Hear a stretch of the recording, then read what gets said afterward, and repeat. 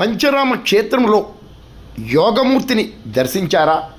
ఇంకెందుకు ఆలస్యం, సామర్లకోటకు తరలిరండి.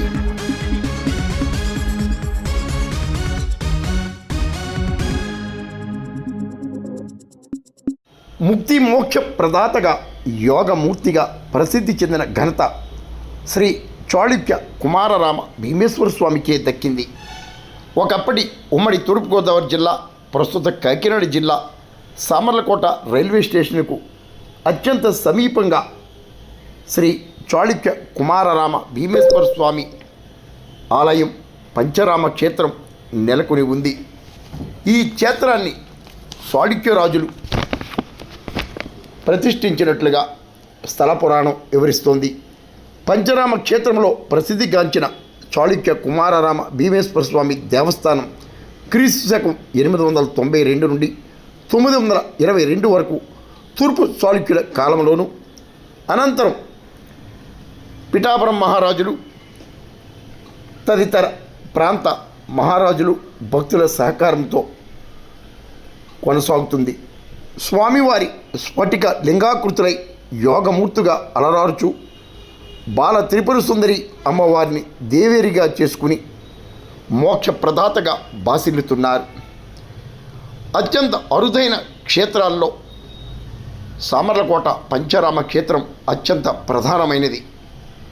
ఈ క్షేత్రాన్ని దర్శించడం ద్వారానే ముక్తి మోక్ష ప్రధానం లభించడం తథ్యమని, యోగమూర్తి దర్శనముతోనే ఎన్నో శుభఫలాలు చేకూరుతాయని పండితులు తెలిపారు. ఈ క్షేత్ర విశిష్టతను సోమేశ్వర శర్మ మాటల్లో ఒక్కసారి ఆలకించండి. వచ్చి ఈ రాళ్ళని రప్పల్ని అన్ని తెచ్చి సేవకుల చేత ఒక మంటపాలను తయారు చేసి దీనికి ఒక రూపకల్పన చేసి శిల్పకళతోటి కోనేటిని అన్నింటినీ ఏర్పాటు చేసి దీనికి ఒక సప్త ప్రాకారాల దేవాలయంగా దీన్ని నిర్మాణం చేశారు. దీనికి 7 ప్రాకారాలు ఉన్నాయి. ఇప్పటికీ కూడా ఈ 7 ప్రాకారాల్లో స్వామివారి యొక్క దివ్య కళలన్నీ ఉంటూ ఉంటాయి. అటువంటి దివ్య ప్రాకారాలని ఆ చాళుక్యరాజు నిర్మించారు కాబట్టి ఈనాటికి ఆ ప్రాకారాల్లోనే మనం ఆ స్వామివారిని మొక్కుకుంటున్నాం. తరువాత దీనికి పిఠాపురం మహారాజా వారు గంగాధర రామారావు గారు వాళ్ళు వెలందొరల పరిపాలనలోకి వచ్చింది. 17వ శతాబ్దంలో దీనికి వాళ్ళు ఇక్కడ ఆధిపత్యంలో ఉంటూ అనేక గ్రామాలు భరణంగా ఇచ్చి దీనికి బోయి మాన్యం, పలకి మాన్యం, అలాగే అర్చక మాన్యం, ఉండి మాన్యం, కొమ్మరి మాన్యం, భోగం మాన్యం, అన్ని మాన్యాలు ఇచ్చి గ్రామాలన్నీ కూడా వాళ్ళకి ఇచ్చారు. ఇచ్చినట్టుగా ఒక చరిత్ర ఉన్నది. తరువాత పిఠాపురం సంస్థానంలోనే ఇప్పటికీ ఉంది. వారి యొక్క గోత్రనామాలతో ఈ స్వామివారికి అమ్మవారికి నిత్య పూజా కైంకర్యాలు జరుగుతూ భక్తుల యొక్క గోత్రాలు పేర్లు చెబుతూ ఈ ఆలయాన్ని దినదినాభివృద్ధిగా ఆదాయం చేస్తూ ఉంది. తరువాత 1950 వారు దీన్ని తీసుకున్నారు. దేవాదాయ ధర్మాదాయ శాఖ పూజా కార్యక్రమాలు చేస్తూ దీన్ని నిర్వర్తిస్తున్నారు. అలాగే సెంట్రల్ గవర్నమెంట్ వారు దీని రిపేర్స్ అన్నీ కూడా వాళ్ళు చేస్తూ 2 గవర్నమెంట్ల యొక్క అధీనంలోకి వచ్చింది. గరిబిల ఈ ఆలయంలో ఉండేటువంటి పర్వదినాలు ఏమిటంటే కార్తీక మాసం 30 రోజులు కూడా చక్కటి పవిత్రంగా ఉపవాస దీక్షలతోటి, అనేక లక్షపత్రి పూజలతోటి, దేవాదాయ ధర్మాదాయ శాఖ యొక్క నియమానుసారంగా ఇక్కడ ఏ ఆచారం ఉందో ఆచార పద్ధతిగా ఆలయంలో పూజా కార్యక్రమాలు నిర్వర్తిస్తూ ఉంటారు. ఆలయ ప్రాంగణం వద్ద కోనేటిలో స్నానం ఆచరించి అక్కడే ఉన్న లింగానికి అభిషేకం చేసి నందీశ్వరి అనుమతితో స్వామి ఆలయాన్ని దర్శించాలన్నారు. మనం ఇందాక కోనేరు గురించి చెప్పుకున్నాం. కోనేరు దాటి కాడుగడుపు లోపలికి వచ్చిన తర్వాత మనకి ధ్వజస్తంభం ఉంటుంది. ధ్వజం లేని దేవాలయం ఉండకూడదు అనేటువంటిది ధ్వజస్తంభమే మూలం.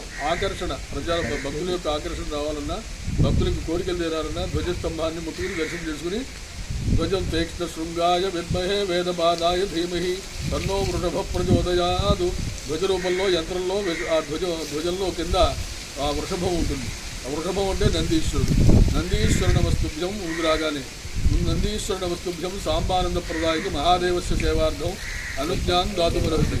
నాకు లోపలికి వెళ్ళడానికి స్వామి మీరు అనుజ్ఞ ఇవ్వండి అని ఆయన తోక పట్టుకుని ఇలా రాస్తూ ఆయన చెవి దగ్గరికి వెళ్ళి ఓం నమః శివాయ, మేము భక్తులుగా వచ్చాం, మాకేం తెలియదు, అరిషడ్ వర్గాల్లో ఉన్నాం, మేము చాలా బాధలు పడుకున్నాం, ఆ బాధలు తొలగించి ఆ శివుడికి మా దర్శనం ఇప్పించి అనుమతి ఇవ్వండి అని ఆ శివసేవకుడైనటువంటి నందీశ్వరుడిని ముందుగా రాగానే ఆలయంలోకి రాగానే ప్రార్థన చేస్తాం. ప్రార్థన చేసిన తర్వాత మనం నడిచి వెడుతుంటే నంది మండపం దాటిన తర్వాత మూల విరాట్ అనేటువంటి ప్రదేశం వస్తుంది. మూల విరాట్ దగ్గర అక్కడ ఇద్దరు ద్వారపాలకులు ఉంటారు. వాళ్ళ అనుమతి తీసుకోవాలి. వాళ్ళ పాదాల మీద చేయి వేసి దండం పెట్టుకుని లోపలికి పెడుతున్నాం స్వామి, మాకు లోపలికి మనకి కలెక్టర్ ఆఫీసులో పెడితే బండ్ల వాళ్ళు ఎలా ఉంటారో వాళ్ళ అనుమతి ఎలా తీసుకుంటామో ఇక్కడ ప్రతిదీ అనుమతి తీసుకుంటూ వెళ్ళాలి. అటువంటి ఆలయం లోపలికి వెళ్ళబోయే ఆ ఇద్దరిని వాళ్ళు ప్రచండు అంటారు వాళ్ళ పేర్లు. ఆ చండ ప్రచండు అనుమతి తీసుకుని ముందుకు వెళ్ళాలి. ముందుకు వెళ్ళిన తర్వాత 3 ప్రాకారాలు లోపల ఉంటాయి. ఆ మూల విరాట్లో ఉన్నటువంటి ఆ మూర్తివంతమైనటువంటి తెల్లటి యోగలింగమూర్తిని మనం ఎదురుకుండా కట్టితో దర్శిస్తాం. దర్శించినప్పుడు అక్కడ ఒక శ్లోకం చెప్పుకుని స్వామివారి సేవ చేయాలి. ఆ శ్లోకం ఏంటంటే దేవదేవ మహాదేవ నీలకిదేవ సదాశివ భావన అతీత భూతేశ భీమనాథనమవుతుంది. భావములకు ఎవరి భావములు ఏమైనా సరే నువ్వు అతీతుడివి, నువ్వే సర్వ ప్రపంచాన్ని పరిపాలించే చక్రవర్తివి, మాకు గొప్పదైనటువంటి ఫలితాన్ని ఈ స్వామి అని ఆయన సేవ చేసి ప్రదక్షిణ చేసి లోపల మళ్ళీ బయటకు వచ్చిన తర్వాత ఆ ఉపాలయాలు ఉన్నాయి. మొదట ఆలయ ప్రాంగణంలో భక్తులే స్వయంగా మహాశివలింగానికి జలాభిషేకం నిర్వహించే అరుదైన అవకాశం కూడా ఇక్కడ ఏర్పాటు చేశారు. ఈవో బళ్ళ నీలకంఠం కంటే జగదీష్ మోహన్ ఆధ్వర్యంలో ఈ ఆలయాన్ని మనం దర్శించవచ్చు. ముఖ్యమంత్రి చంద్రబాబు సతీమణి భువనేశ్వరి దేవి స్వయంగా అభిషేకం కూడా చేశారు.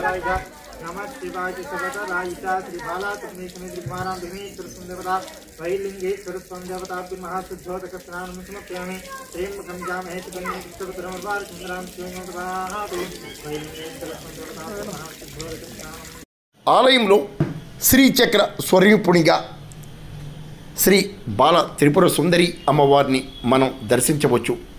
అమ్మను దర్శిస్తే అన్నీ లభించినట్లే.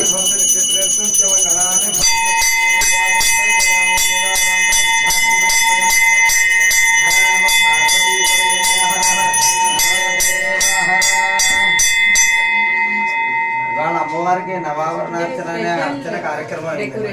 వాళ్ళ పౌర్ణమి ఆర్ద్ర నక్షత్రం పూర్ణిమ ఉంది. అది పుష్పాలు ఇస్తారు, పట్టుకోండి. అలాగా భీమేశ్వర స్వామి దర్శనాలకు దేశ నలుమూలల నుండి లక్షలాదిగా భక్తులు తరలి రావటం ఇక్కడి ప్రత్యేకత. రానున్న మహాశివరాత్రి స్వామివారి దివ్య కళ్యాణ వేడుకలు కూడా జరగనున్నాయి. మరి మీరు ఈ క్షేత్రాన్ని దర్శిస్తే స్వామివారి ఆశీస్సులు పొందే అవకాశం ఉంటుంది. రాష్ట్రం కోసం చంద్రబాబు సతీమణి భువనేశ్వరి ప్రత్యేక పూజలు కూడా ఇటీవల నిర్వహించారు.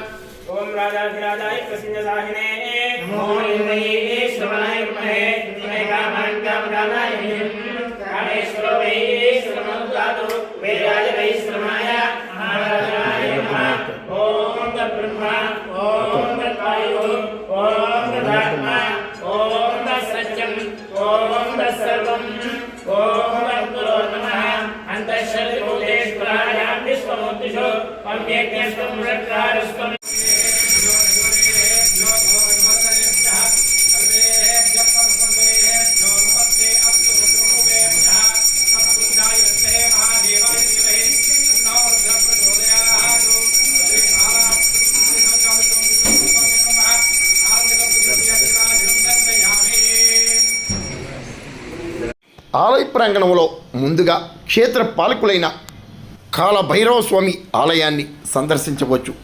కాలభైరవ దర్శనంతోనే జీవిత సాఫల్యం ఏర్పడుతుందన్నారు.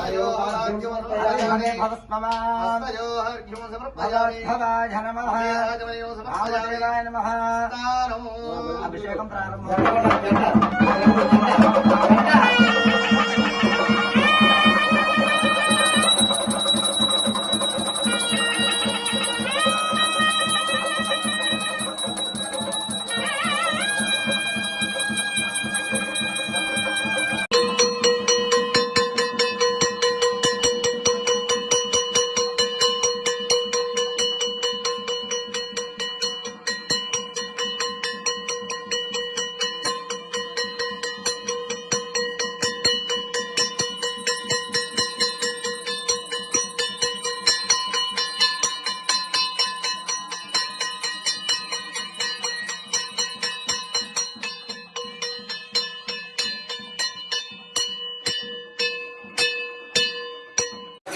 ఈ ఆలయంలో అనేక సార్లు ఎన్నో ఉత్సవాలు వేడుకలు నిర్వహిస్తారు. పంచరామ క్షేత్రం ప్రత్యేకించి కళానిలయంలో